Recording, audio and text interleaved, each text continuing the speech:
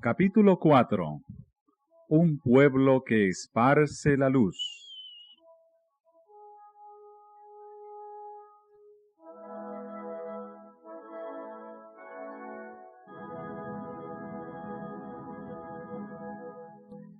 Aunque sumida la tierra en tinieblas durante el largo periodo de la supremacía papal, la luz de la verdad no pudo apagarse por completo. En todas las edades hubo testigos de Dios, hombres que conservaron su fe en Cristo como único mediador entre Dios y los hombres, que reconocían la Biblia como única regla de su vida y santificaban el verdadero día de reposo. Nunca sabrá la posteridad cuánto debe el mundo a esos hombres. Se les marcaba como a herejes. Los móviles que los inspiraban eran impugnados, su carácter difamado y sus escritos prohibidos, adulterados o mutilados. Sin embargo, permanecieron firmes y de siglo en siglo conservaron pura su fe, como herencia sagrada para las generaciones futuras.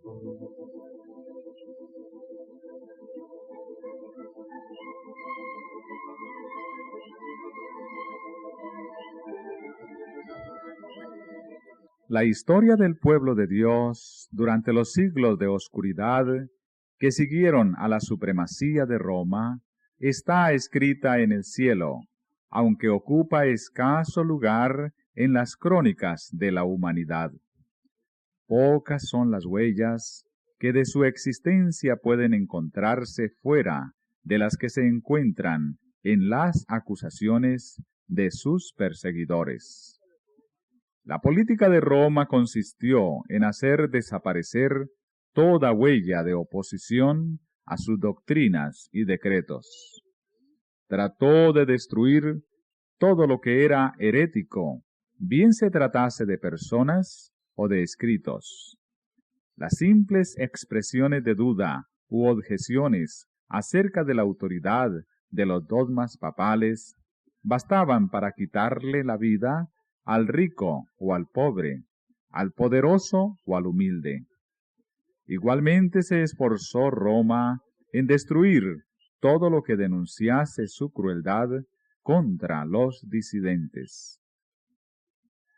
Los concilios papales decretaron que los libros o escritos que hablasen sobre el particular fuesen quemados. Antes de la invención de la imprenta, eran pocos los libros, y su forma no se prestaba para conservarlos, de modo que los romanistas encontraron pocos obstáculos para llevar a cabo sus propósitos.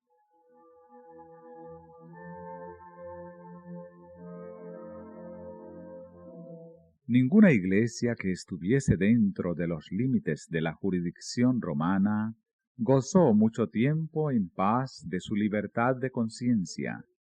No bien se hubo hecho dueño del poder el papado, extendió los brazos para aplastar a todo el que rehusara reconocer su gobierno, y una tras otra las iglesias se sometieron a su dominio.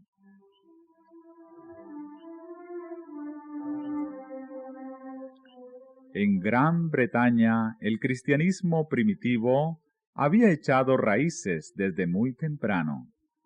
El evangelio recibido por los habitantes de este país en los primeros siglos no se había corrompido con la apostasía de Roma.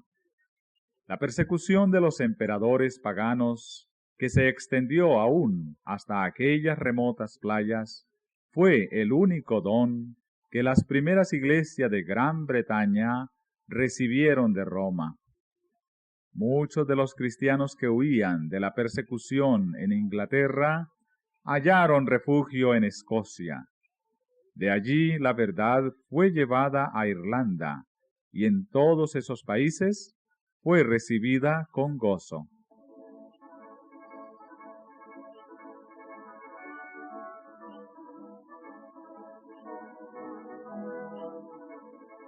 Luego que los sajones invadieron a Gran Bretaña, el paganismo llegó a predominar. Los conquistadores desdeñaron ser instruidos por sus esclavos, y los cristianos tuvieron que refugiarse en los páramos. No obstante, la luz, escondida por algún tiempo, siguió ardiendo. Un siglo más tarde brilló en Escocia con tal intensidad que se extendió a muy lejanas tierras. De Irlanda salieron el piadoso Colómbano y sus colaboradores, los que, reuniendo en su derredor a los creyentes esparcidos en la solitaria isla de Iona, establecieron allí el centro de sus trabajos misioneros. Entre estos evangelistas había uno que observaba el sábado bíblico, y así se introdujo esta verdad entre la gente. Se fundó en Iona una escuela de la que fueron enviados misioneros no solo a Escocia e Inglaterra, sino a Alemania, Suiza y aún a Italia.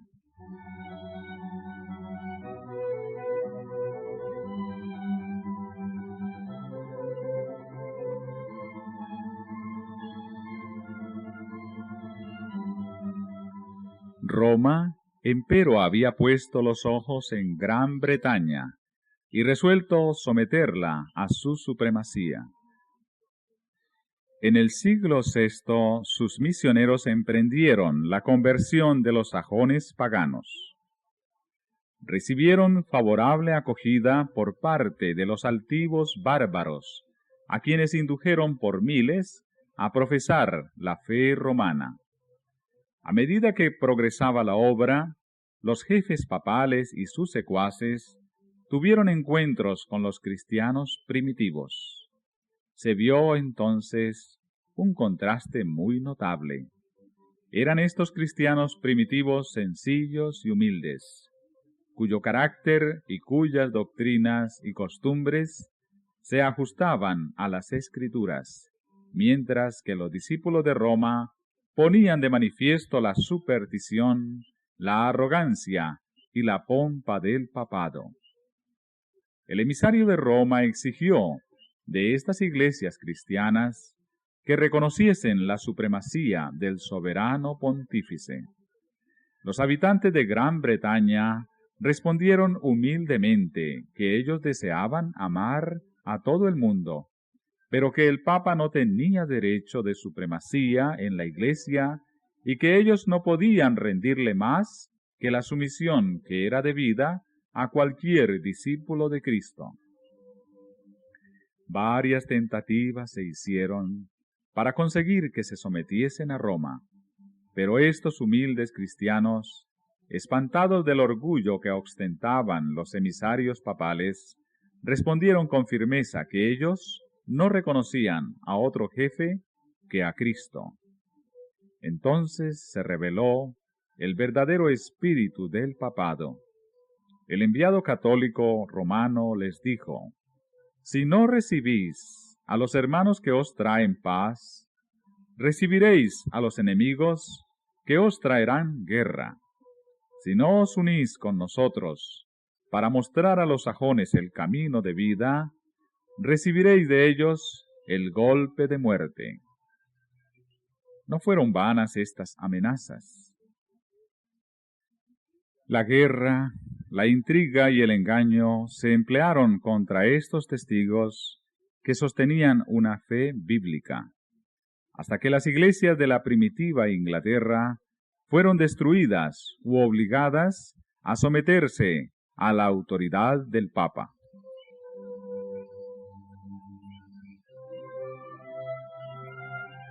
En los países que estaban fuera de la jurisdicción de Roma, existieron por muchos siglos grupos de cristianos que permanecieron casi enteramente libres de la corrupción papal.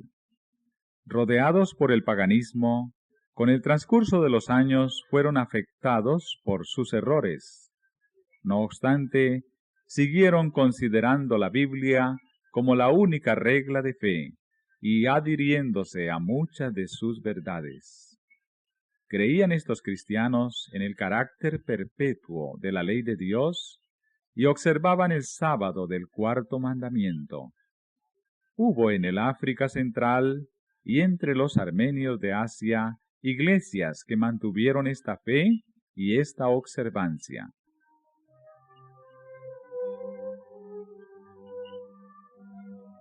Mas, entre los que resistieron las instrucciones del poder papal, los valdenses fueron los que más sobresalieron.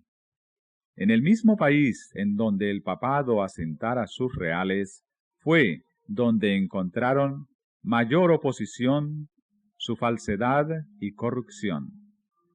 Las iglesias del Piamonte mantuvieron su independencia por algunos siglos, pero al fin llegó el tiempo en que Roma insistió en que se sometieran. Tras larga serie de luchas inútiles, los jefes de estas iglesias reconocieron, aunque de mala gana, la supremacía de aquel poder al que todo el mundo parecía rendir homenaje.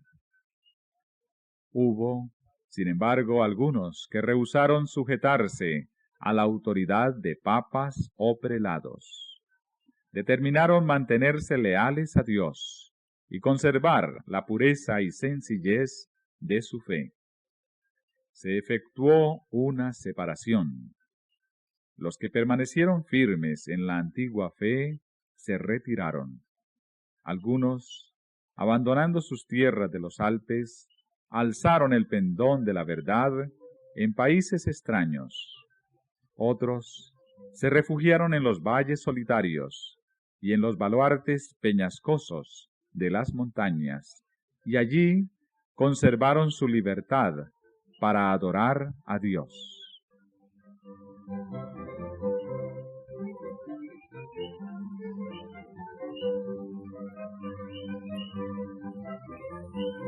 La fe que por muchos siglos sostuvieron y enseñaron los cristianos valdenses contrastaba notablemente con las doctrinas falsas de Roma. De acuerdo con el sistema verdaderamente cristiano, fundaban su creencia religiosa en la palabra de Dios escrita. Pero esos humildes campesinos, en sus oscuros retiros, alejados del mundo y sujetos a penosísimo trabajo diario entre sus rebaños y viñedos, no habían llegado de por sí al conocimiento de la verdad que se oponía a los dogmas y herejías de la Iglesia apóstata. Su fe no era una fe nueva. Su creencia en materia de religión la habían heredado de sus padres. Luchaban en pro de la fe de la Iglesia apostólica, la fe que ha sido una vez dada a los santos. La Iglesia del desierto, y no la soberbia jerarquía que ocupaba el trono de la gran capital, era la verdadera Iglesia de Cristo, la depositaria de los tesoros de verdad que Dios confiara a su pueblo para que los diera al mundo.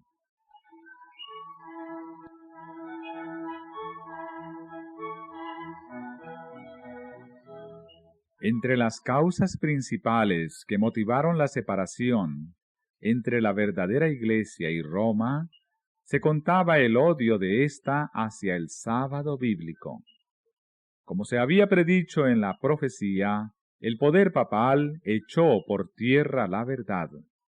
La ley de Dios fue pisoteada, mientras que las tradiciones y las costumbres de los hombres eran ensalzadas. Se obligó a las iglesias que estaban bajo el gobierno del papado a honrar el domingo como día santo. Entre los errores y la superstición que prevalecían, muchos de los verdaderos hijos de Dios se encontraban tan confundidos que a la vez que observaban el sábado, se abstenían de trabajar el domingo. Mas esto no satisfacía a los jefes papales. No sólo exigían que se santificara el domingo, sino que se profanara el sábado. Y acusaban, en los términos más violentos, a los que se atrevían a honrarlo. Solo huyendo del poder de Roma era posible obedecer en paz a la ley de Dios. Los valdenses se contaron entre los primeros de todos los pueblos de Europa que poseyeron una traducción de las Santas Escrituras. Centenares de años antes de la Reforma, tenían ya la Biblia manuscrita en su propio idioma. Tenían pues la verdad sin adulteración, y esto los hizo objeto especial del odio y de la persecución. Declaraban que la Iglesia de Roma era la Babilonia apóstata del Apocalipsis, y con peligro de sus vidas se oponían a su influencia y principios corruptores. Aunque bajo la presión de una larga persecución, algunos sacrificaron su fe e hicieron poco a poco concesiones en sus principios distintivos. Otros se aferraron a la verdad. Durante siglos de oscuridad y apostasía, hubo valdenses que negaron la supremacía de Roma, que rechazaron como idolátrico el culto a las imágenes y que guardaron el verdadero día de reposo. Conservaron su fe en medio de las más violentas y tempestuosas oposiciones. Aunque degollados por la espada de Saboya y quemados en la hoguera romanista, defendieron con firmeza la palabra de Dios y su honor. Tras los elevados baluartes de sus montañas, refugio de los perseguidos y oprimidos en todas las edades, hallaron los valdenses seguro escondite. Allí se mantuvo encendida la luz de la verdad en medio de la oscuridad de la Edad Media. Allí los testigos de la verdad conservaron por 1000 años la antigua fe.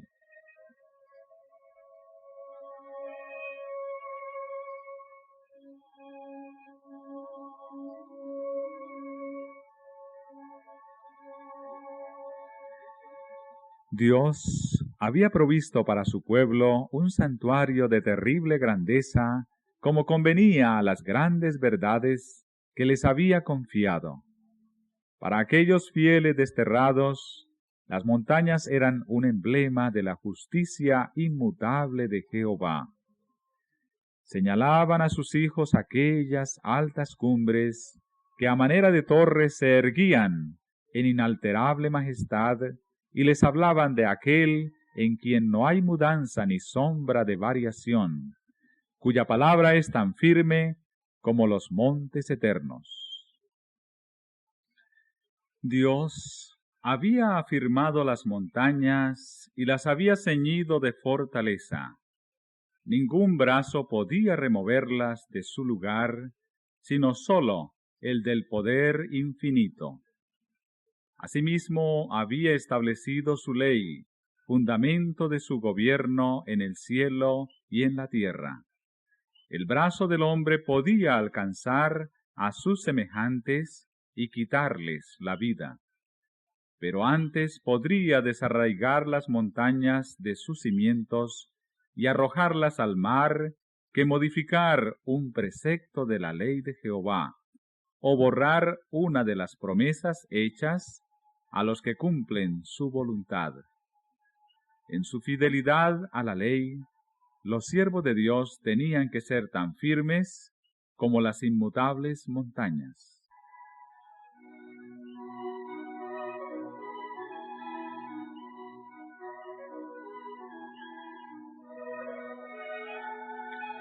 Los montes que circundaban sus hondos valles atestiguaban constantemente el poder creador de Dios y constituían una garantía de la protección que Él les deparaba. Aquellos peregrinos aprendieron a cobrar cariño a esos símbolos mudos de la presencia de Jehová. No se quejaban por las dificultades de su vida, y nunca se sentían solos en medio de la soledad de los montes. daban gracias a Dios por haberles dado un refugio donde librarse de la crueldad y de la ira de los hombres. Se regocijaban de poder adorarle libremente. Muchas veces, cuando eran perseguidos por sus enemigos, sus fortalezas naturales eran su segura defensa. En más de un encumbrado risco cantaron las alabanzas de Dios, y los ejércitos de Roma no podían acallar sus cantos de acción de gracias.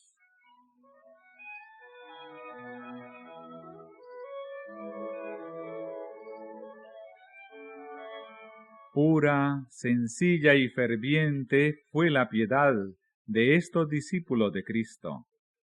Apreciaban los principios de verdad más que las casas, las tierras, los amigos y parientes, más que la vida misma. Trataban ansiosamente de inculcar estos principios en los corazones de los jóvenes. Desde su más tierna edad, estos recibían instrucción en las Sagradas Escrituras y se les enseñaba a considerar sagrados los requerimientos de la ley de Dios. Los ejemplares de la Biblia eran raros, por eso se aprendían de memoria sus preciosas palabras. Muchos podían recitar grandes porciones del Antiguo Testamento y del Nuevo. Los pensamientos referentes a Dios se asociaban con las escenas sublimes de la naturaleza y con las humildes bendiciones de la vida cotidiana. Los niños aprendían a ser agradecidos a Dios como al dispensador de todos los favores y de todos los consuelos.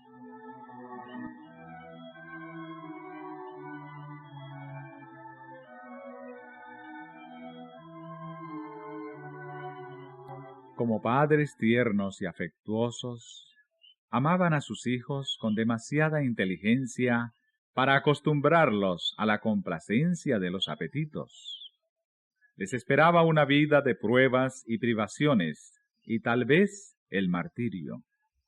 Desde niños se les acostumbraba a sufrir penurias, a ser sumisos y, sin embargo, capaces de pensar y obrar por sí mismos. Desde temprano se les enseñaba a llevar responsabilidades, a hablar con prudencia y a apreciar el valor del silencio. Una palabra indiscreta que llegara a oídos del enemigo podía no sólo hacer peligrar la vida del que la profería, sino la de centenares de sus hermanos.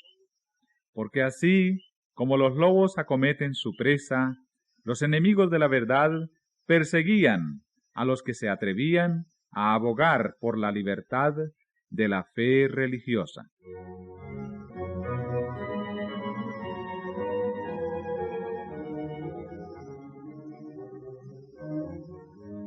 Los valdenses habían sacrificado su prosperidad mundana por causa de la verdad y trabajaban con incansable paciencia para conseguirse el pan. Aprovechaban cuidadosamente todo pedazo de suelo cultivable entre las montañas y hacían producir a los valles y a las faldas de los cerros menos fértiles. La economía y la abnegación más rigurosa formaban parte de la educación que recibían los niños como único legado.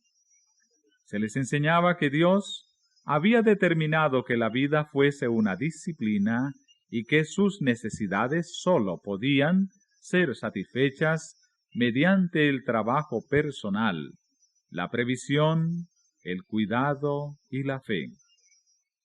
Este procedimiento era laborioso y fatigoso, pero saludable. Es precisamente lo que necesita el hombre en su condición caída, la escuela que Dios le proveyó para su educación y desarrollo. Mientras que se acostumbraba a los jóvenes al trabajo y a las privaciones, no se descuidaba la cultura de su inteligencia.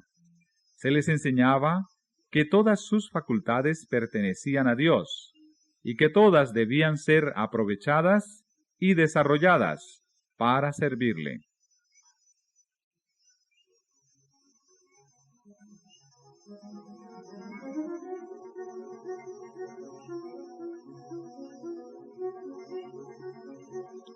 En su pureza y sencillez, las iglesias valdenses se asemejaban a la iglesia de los tiempos apostólicos. Rechazaban la supremacía de papas y prelados, y consideraban la Biblia como única autoridad suprema e infalible. En contraste con el modo de ser de los orgullosos sacerdotes de Roma, sus pastores seguían el ejemplo de su maestro, que no vino para ser servido, sino para servir. Apacentaban el rebaño del Señor, conduciéndolo por verdes pastos y a las fuentes de agua de vida de su santa palabra. Alejado de los monumentos, de la pompa y de la vanidad de los hombres, el pueblo se reunía, no en soberbios templos, ni en suntuosas catedrales, sino a la sombra de los montes, en los valles de los Alpes, o en tiempo de peligro, en sitios peñascosos, semejantes a fortalezas, para escuchar las palabras de verdad de labios de los siervos de Cristo.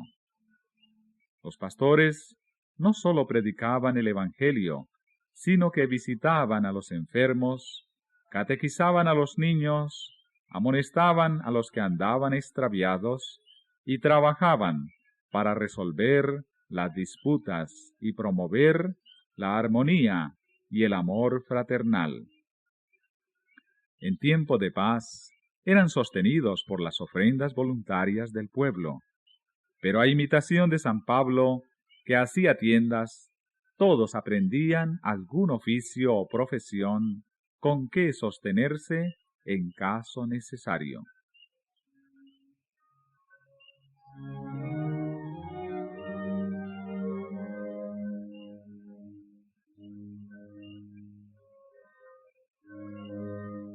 Los pastores impartían instrucción a los jóvenes, a la vez que se atendían todos los ramos de la instrucción. La Biblia era para ellos el estudio principal. Aprendían de memoria los evangelios de San Mateo y de San Juan y muchas de las epístolas. Se ocupaban también en copiar las Santas Escrituras. Algunos manuscritos contenían la Biblia entera y otros solamente breves trozos escogidos, a los cuales se agregaban algunas sencillas explicaciones del texto, los que eran capaces de exponer las Escrituras. Así, se sacaban a luz los tesoros de la verdad que por tanto tiempo habían ocultado los que querían elevarse a sí mismos sobre Dios.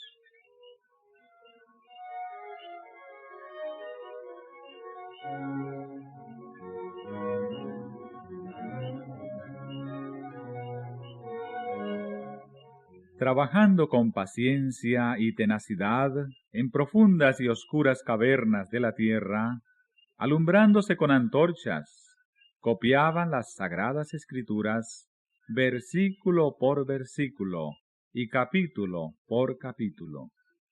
Así proseguía la obra y la palabra revelada de Dios brillaba como oro puro. Pero sólo los que se empeñaban en esa obra podían discernir cuánto más pura, radiante y bella era aquella luz por efecto de las grandes pruebas que sufrían ellos. Ángeles del cielo rodeaban a tan fieles servidores.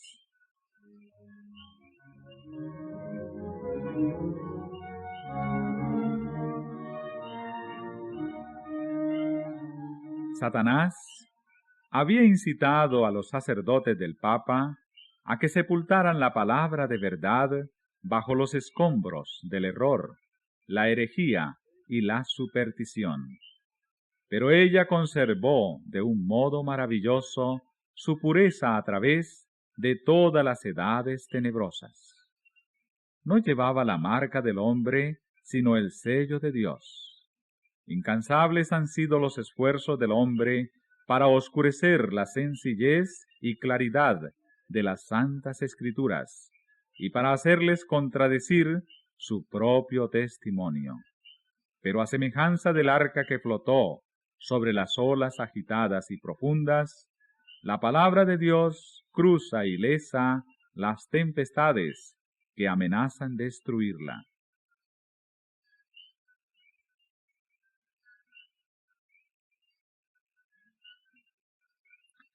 Como las minas tienen ricas vetas de oro y plata ocultas bajo la superficie de la tierra, de manera que todo el que quiere hallar el precioso depósito debe forzosamente cavar para encontrarlo. Así también contienen las Sagradas Escrituras tesoros de verdad, que sólo se revelan a quien los busca con sinceridad, humildad y abnegación. Dios se había propuesto que la Biblia fuese un libro de instrucción para toda la humanidad en la niñez, en la juventud y en la edad adulta, y que fuese estudiada en todo tiempo. Dio su palabra a los hombres como una revelación de sí mismo. Cada verdad que vamos descubriendo es una nueva revelación del carácter de su autor. El estudio de las Sagradas Escrituras es el medio divinamente instituido para poner a los hombres en comunión más estrecha con su Creador y para darles a conocer más claramente su voluntad. Es el medio de comunicación entre Dios y el hombre.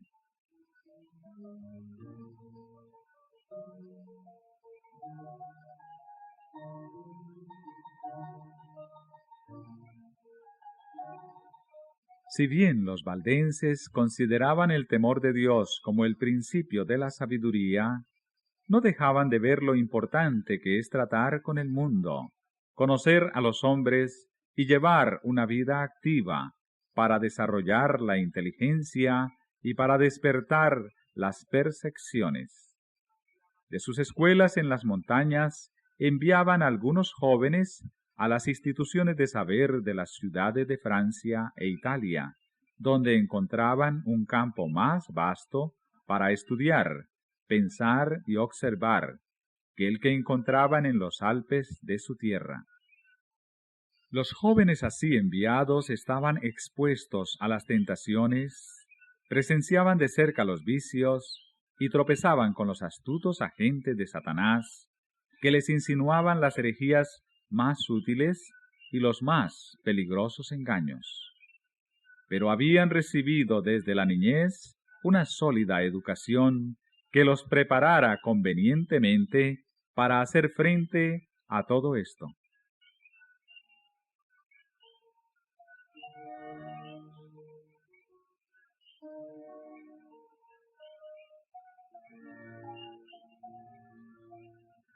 En las escuelas donde iban no debían intimar con nadie. Su ropa estaba confeccionada de tal modo que podía muy bien ocultar el mayor de sus tesoros, los preciosos manuscritos de las Sagradas Escrituras. Estos, que eran el fruto de meses y años de trabajo, los llevaban consigo, y siempre que podían hacerlo sin despertar sospecha, ponían cautelosamente alguna porción de la Biblia al alcance de aquellos cuyo corazón parecía dispuesto a recibir la verdad. La juventud valdense era educada con tal objeto desde el regazo de la madre. Comprendía su obra y la desempeñaba con fidelidad. En estas casas de estudios se ganaban conversos a la verdadera fe, y con frecuencia se veía que sus principios compenetraban toda la escuela. Con todo, los dirigentes papales no podían encontrar, ni aun apelando a minuciosa investigación la fuente de lo que ellos llamaban herejía corruptora.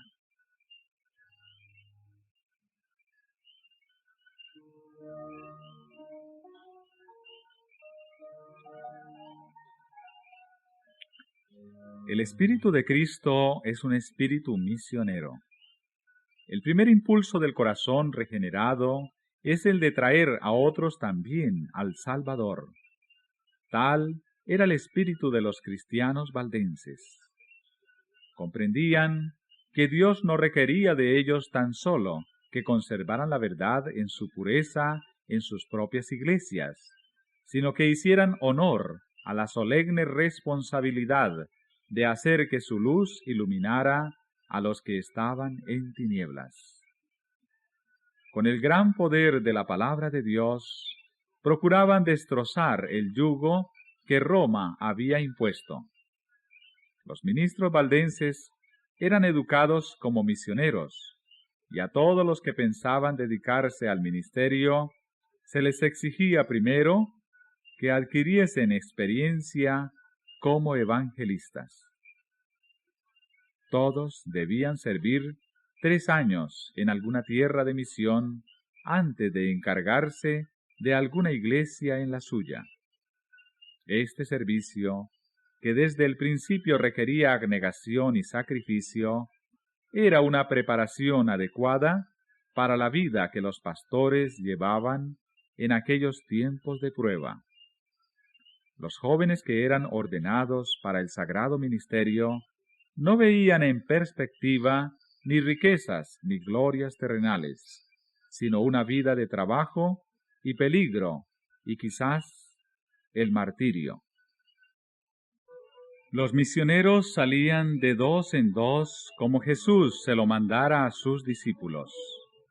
Casi siempre se asociaba a un joven con un hombre de edad madura y de experiencia, que le servía de guía y de compañero, y que se hacía responsable de su educación, exigiéndose del joven que fuera sumiso a la enseñanza.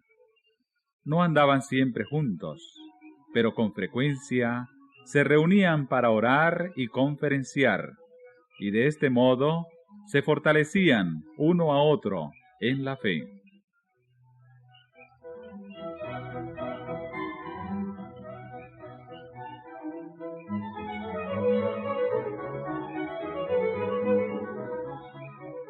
Dar a conocer el objeto de su misión hubiera bastado para asegurar su fracaso, así que ocultaban cuidadosamente su verdadero carácter. Cada ministro sabía algún oficio o profesión, y los misioneros llevaban a cabo su trabajo ocultándose bajo las apariencias de una vocación secular. Generalmente escogían el oficio de comerciantes o buhoneros.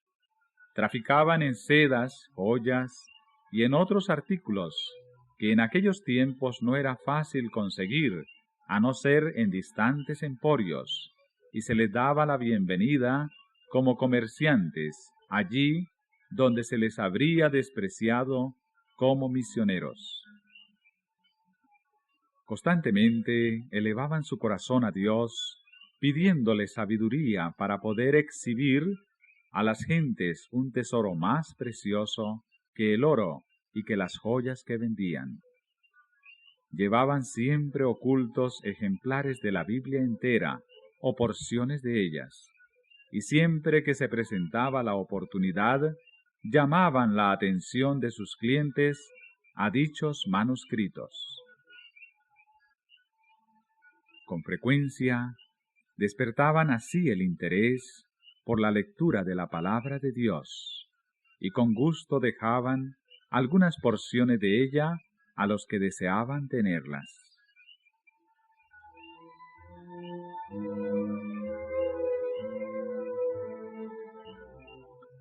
La obra de estos misioneros empezó al pie de sus montañas, en las llanuras y valles que los rodeaban, pero se extendió mucho más allá de esos límites. Descalzos y con ropa tosca, y desgarrada por las asperezas del camino, como la de su maestro, pasaban por grandes ciudades y se internaban en lejanas tierras. En todas partes esparcían la preciosa semilla. Doquiera fueran se levantaban iglesias, y la sangre de los mártires daba testimonio de la verdad. El día de Dios pondrá de manifiesto una rica cosecha de almas cegadas por aquellos hombres tan fieles. A escondidas y en silencio, la palabra de Dios se abría paso por la cristiandad y encontraba buena acogida en los hogares y en los corazones de los hombres.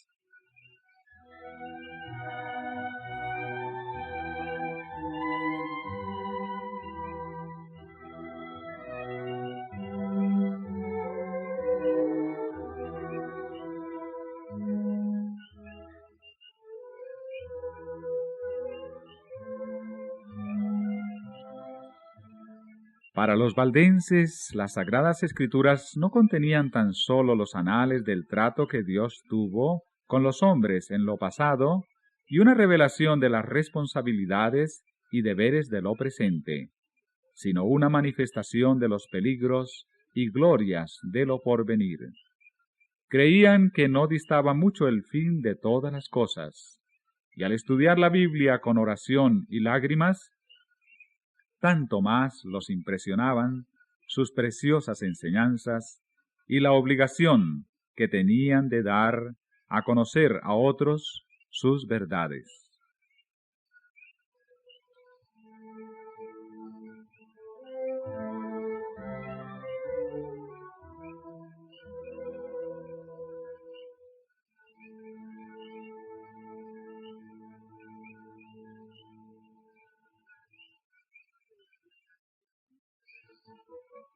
Veían claramente revelado en las páginas sagradas el plan de la salvación y hallaban consuelo, esperanza y paz, creyendo en Jesús.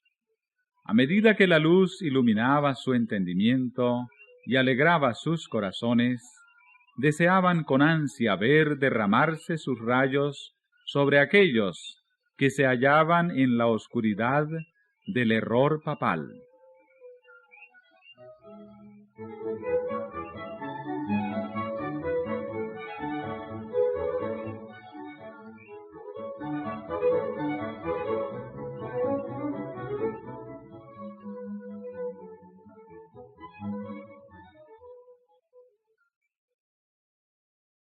El conflicto de los siglos. Continuación del capítulo 4, titulado Un pueblo que esparce la luz.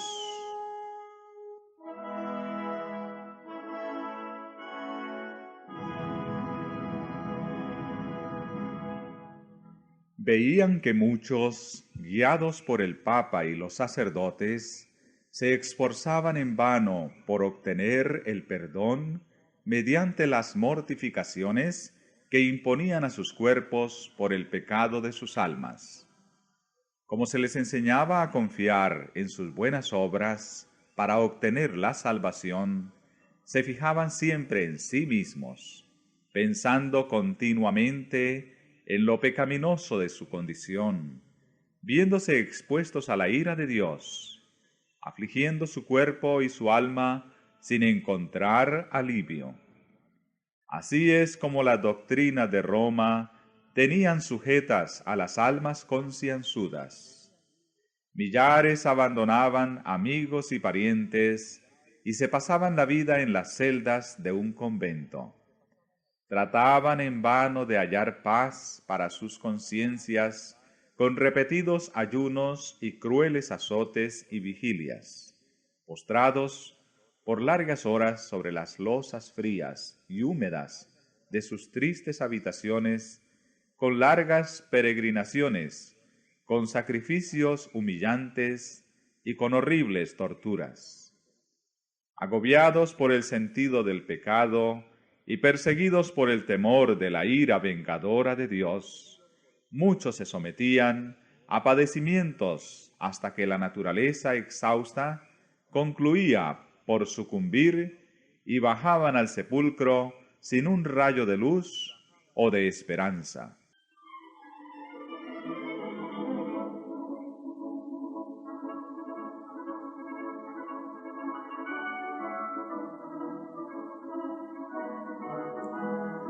Los valdenses ansiaban compartir el pan de vida con estas almas hambrientas, presentarles los mensajes de paz contenidos en las promesas de Dios y enseñarles a Cristo como su única esperanza de salvación. Tenían por falsa la doctrina de que las buenas obras pueden expiar la transgresión de la ley de Dios. La confianza que se deposita en el mérito humano hace perder de vista el amor infinito de Cristo. Jesús murió en sacrificio por el hombre, porque la raza caída no tiene en sí misma nada que pueda hacer valer ante Dios. Los méritos de un Salvador crucificado y resucitado son el fundamento de la fe del cristianismo.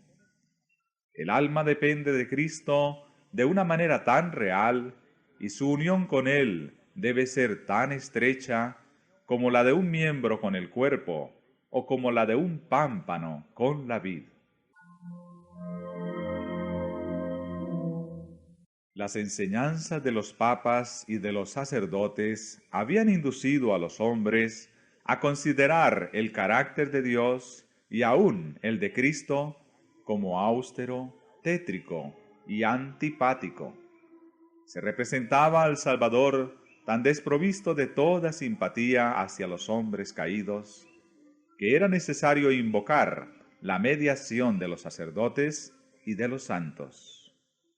Aquellos cuya inteligencia había sido iluminada por la palabra de Dios ansiaban mostrar a estas almas que Jesús es un Salvador compasivo y amante, que con los brazos abiertos invita a que vayan a Él todos los cargados de pecados, cuidados y cansancio. Anhelaban derribar los obstáculos que Satanás había ido amontonando para impedir a los hombres que viesen las promesas y fueran directamente a Dios para confesar sus pecados y obtener perdón y paz.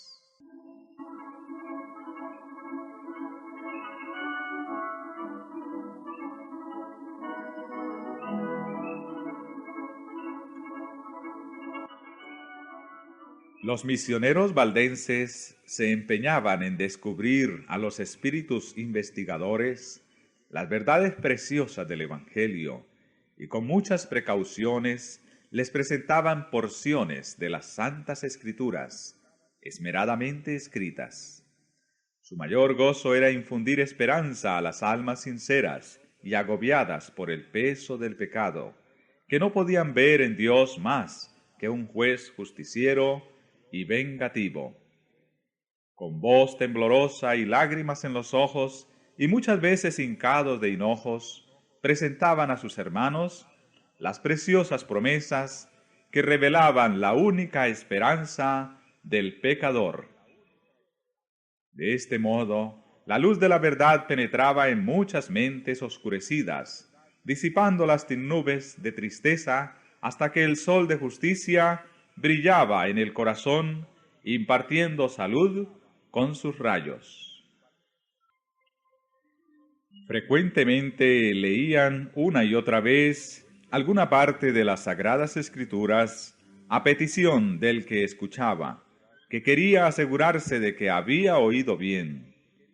Lo que se deseaba en forma especial era la repetición de estas palabras: la sangre de Jesucristo, su Hijo, nos limpia de todo pecado. Como Moisés levantó la serpiente en el desierto, así es necesario que el Hijo del Hombre sea levantado, para que todo aquel que en él creyere no se pierda, sino que tenga vida eterna.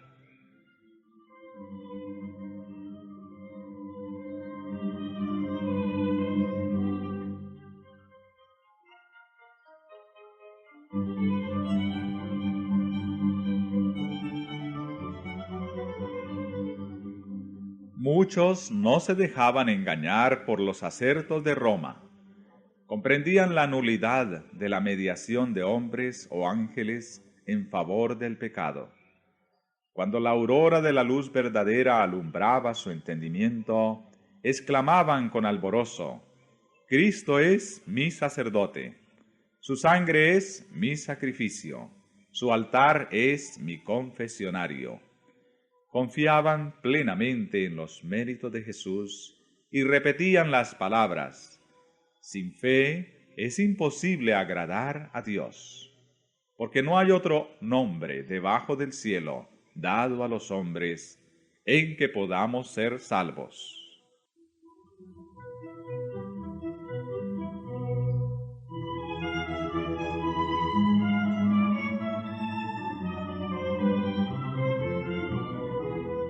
La seguridad del amor del Salvador era cosa que muchas de estas pobres almas agitadas por los vientos de la tempestad no podían concebir. Tan grande era el alivio que les traía, tan inmensa la profusión de luz que sobre ellos derramaba, que se creían arrebatados al cielo. Con plena confianza ponían su mano en la de Cristo. Sus pies se asentaban sobre la roca de los siglos. Perdían todo temor a la muerte. Ya podían ambicionar la cárcel y la hoguera, si por su medio podían honrar el nombre de su Redentor.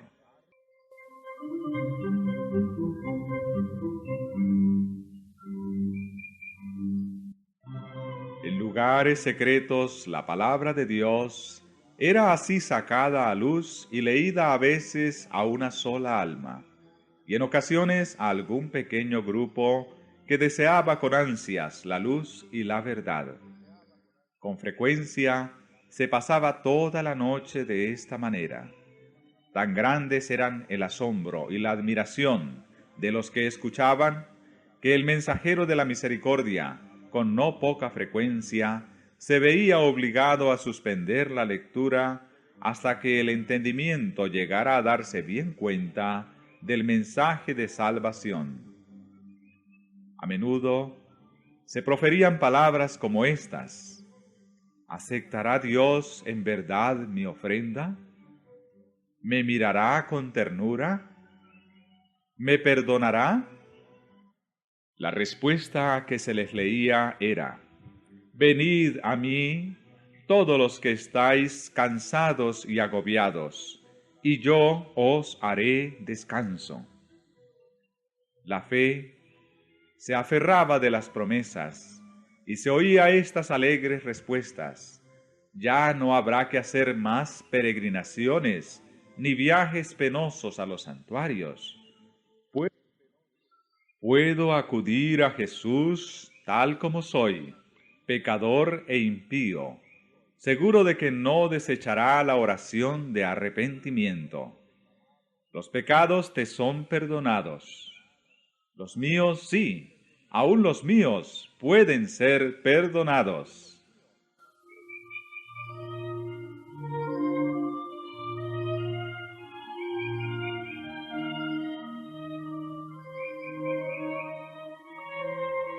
Un raudal de santo gozo llenaba el corazón, y el nombre de Jesús era ensalzado con alabanza y acción de gracias.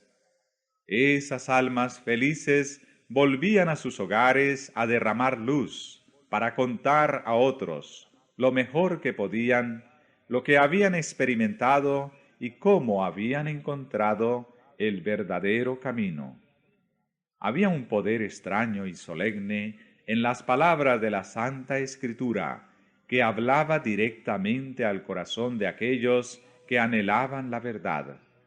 Era la voz de Dios que llevaba el convencimiento a los que oían.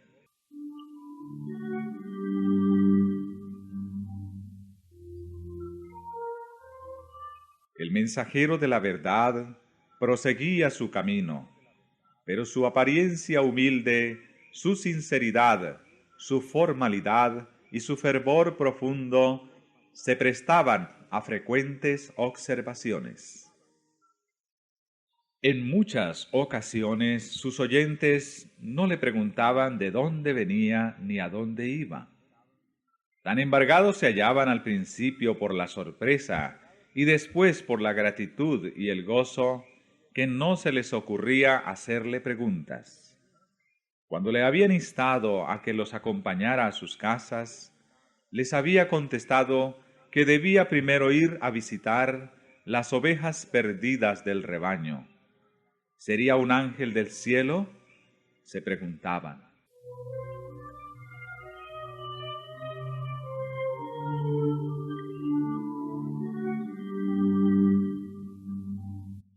En muchas ocasiones no se volvía a ver al mensajero de la verdad. Se había marchado a otras tierras, o su vida se consumía en algún calabozo desconocido, o quizás sus huesos blanqueaban en el sitio mismo donde había muerto dando testimonio por la verdad. Pero las palabras que había pronunciado no podían desvanecerse. Hacían su obra en el corazón de los hombres, y sólo en el día del juicio se conocerán plenamente sus preciosos resultados.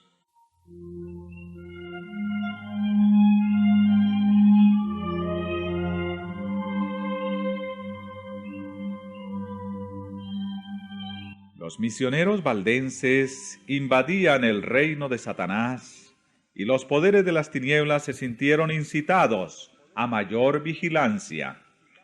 Cada esfuerzo que se hacía para que la verdad avanzara era observado por el príncipe del mal, y éste atizaba los temores de sus agentes. Los caudillos papales veían peligrar su causa debido a los trabajos de estos humildes viandantes. Si permitían que la luz de la verdad brillara sin impedimento, disiparía las densas nieblas del error que envolvían a la gente, guiaría a los espíritus de los hombres hacia Dios solo y destruiría al fin la supremacía de Roma.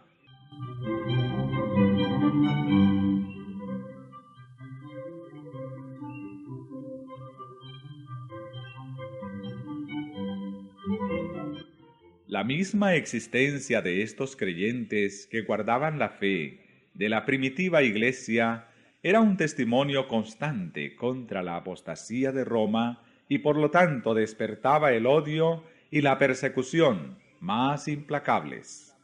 Era además una ofensa que Roma no podía tolerar el que se negase a entregar las sagradas escrituras. Determinó raerlos de la superficie de la tierra. Entonces empezaron las más terribles cruzadas contra el pueblo de Dios en sus hogares de las montañas. Lanzáronse inquisidores sobre sus huellas, y la escena del inocente Abel cayendo ante el asesino Caín repitióse con frecuencia.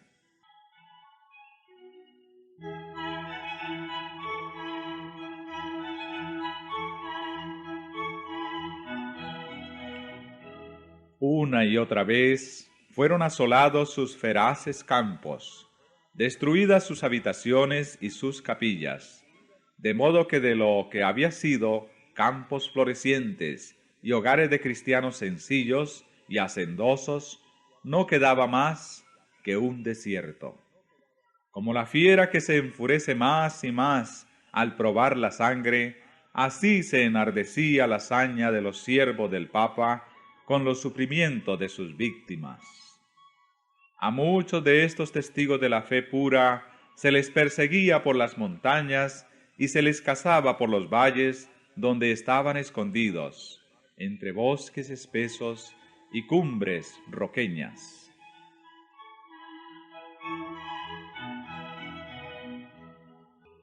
Ningún cargo se le podía hacer al carácter moral de esta gente proscrita. Sus mismos enemigos la tenían por gente pacífica, sosegada y piadosa.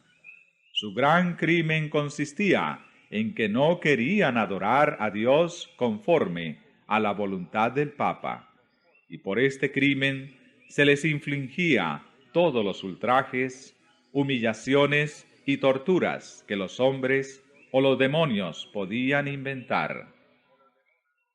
Una vez que Roma resolvió exterminar la secta odiada, el Papa expidió una bula en que condenaba a sus miembros como herejes y los entregaba a la matanza.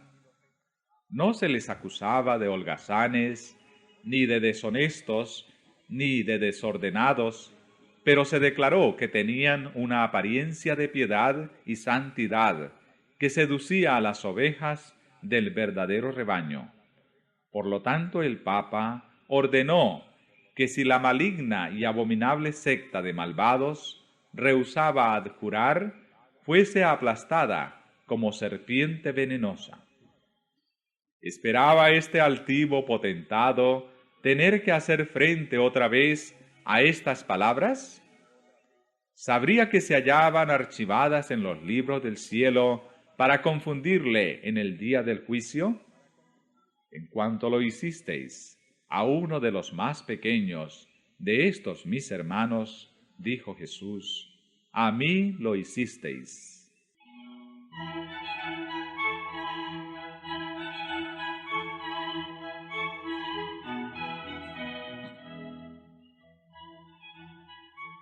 En aquella bula se convocaba a todos los miembros de la Iglesia a participar en una cruzada contra los herejes. Como incentivo para persuadirlos a que tomaran parte en tan despiadada empresa, absolvía de toda pena o penalidad eclesiástica, tanto general como particular, a todos los que se unieran a la cruzada, quedando de hecho libres de cualquier juramento que hubieran prestado. Declaraban legítimos sus títulos sobre cualquiera propiedad que hubieran adquirido ilegalmente y prometía la remisión de todos sus pecados a aquellos que mataran a cualquier hereje. Anulaba todo contrato hecho en favor de los valdenses. Ordenaba a los criados de estos que los abandonasen. Prohibía a todos los que les prestasen ayuda de cualquiera clase y los autorizaba para tomar posesión de sus propiedades. Este documento muestra a las claras qué espíritu satánico obraba detrás del escenario. Es el rugido del dragón y no la voz de Cristo, lo que en él se dejaba oír. Los jefes papales no quisieron conformar su carácter con el gran modelo dado en la ley de Dios, sino que levantaron modelo a su gusto y determinaron obligar a todos a ajustarse a éste, porque así lo había dispuesto Roma. Se perpetraron las más horribles tragedias. Los sacerdotes y papas corrompidos y blasfemos hacían la obra que Satanás les señalara. No había cabida para la misericordia en su corazón. El mismo espíritu que crucificara a Cristo y que matara a los apóstoles, el mismo que impulsara al sanguinario Nerón contra los fieles de su tiempo, estaba empeñado en exterminar a aquellos que eran amados de Dios. Las persecuciones que por muchos siglos cayeron sobre esta gente temerosa de Dios fueron soportadas por ella con una paciencia y constancia que honraban a su Redentor. No obstante las cruzadas lanzadas contra ellos y la inhumana matanza a que fueron entregados, siguieron enviando a sus misioneros a diseminar la preciosa verdad. Se los buscaba para darles muerte, y con todo, su sangre regó la semilla sembrada que no dejó de dar fruto. De esta manera, fueron los valdenses testigos de Dios siglos antes del nacimiento de Lutero. Esparcidos por muchas tierras, arrojaron la semilla de la Reforma que brotó en tiempos de Wycliffe, se desarrolló y echó raíces en días de Lutero. para seguir creciendo hasta el fin de los tiempos, mediante el esfuerzo de todos cuantos estén listos para sufrirlo todo, a causa de la palabra de Dios y del testimonio de Jesús.